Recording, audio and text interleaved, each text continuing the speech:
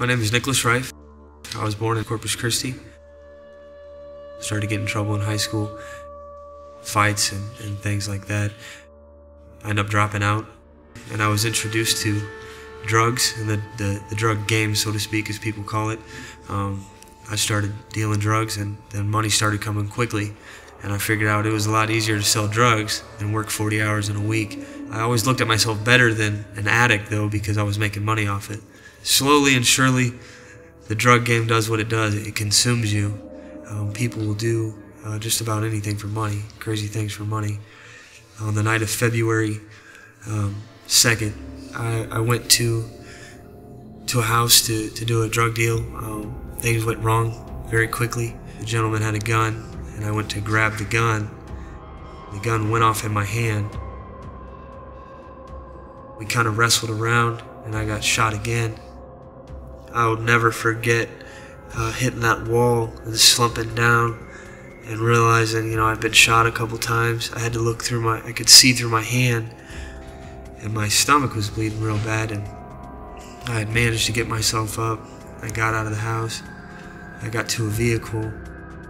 My brother had rushed me to the hospital.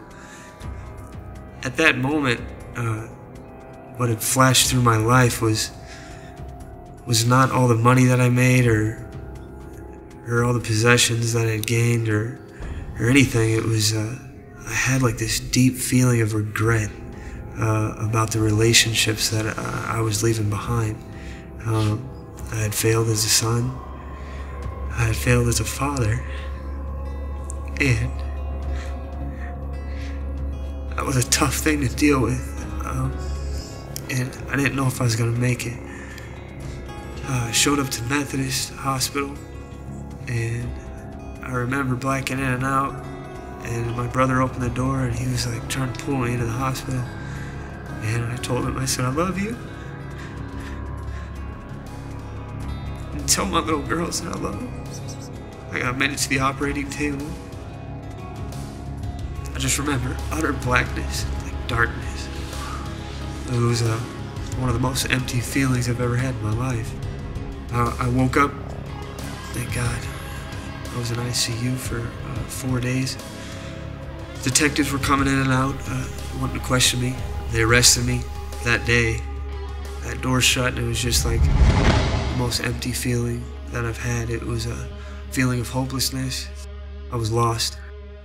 And as I began to read the Bible, it became very, very real to me. It was like the words were jumping off the page.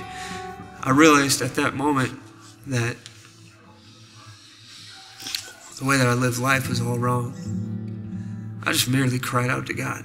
I said, Lord, I don't know why I'm here. I don't know why you saved me, but I know you're real. And it was at that moment that I said that prayer. It was like God met me at that moment. It was like a